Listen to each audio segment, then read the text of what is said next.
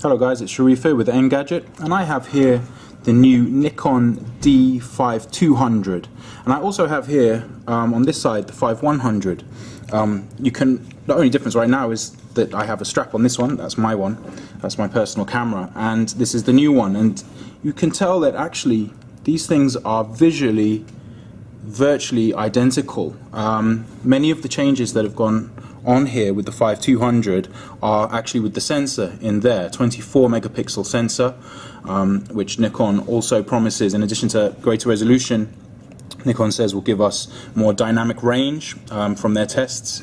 But there's also a couple of external changes. Let's have a look. So over here we have, there we go, a stereo mic. That was missing on the 5100, and Nikon are sort of really bigging up the video capabilities of this camera.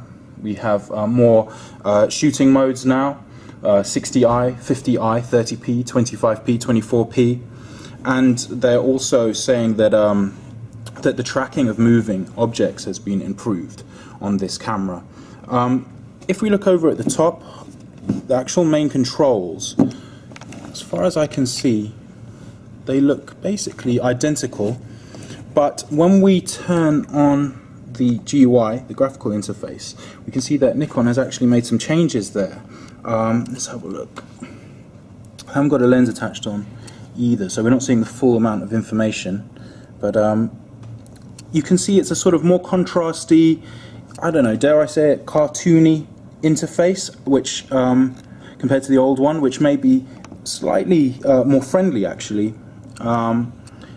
We have the sort of the main settings that you have down there. Here you have your aperture, your ISO. The ISO hasn't changed, by the way. We're still going up to 6400 as your sort of as a proper ISO setting. Of course, you can push it higher. I'm going to put a lens on. Just hold on a second. I'll stick on the lens. Okay, so I've just put a lens on both cameras, so we can see a bit more on the interface. And one of the things you can see here is that we actually have now 39 point autofocus, which is enough to actually bring this up significantly in terms of how it compares to models like the D7000.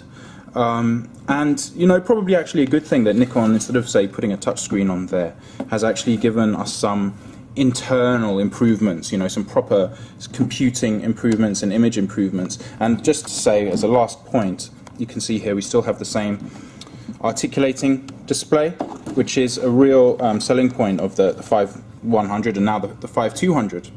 And I'll just switch into live view so you can, in case you haven't seen this. So in live view mode, you've got real flexibility as to how you angle, whether for self-portraits or whatever.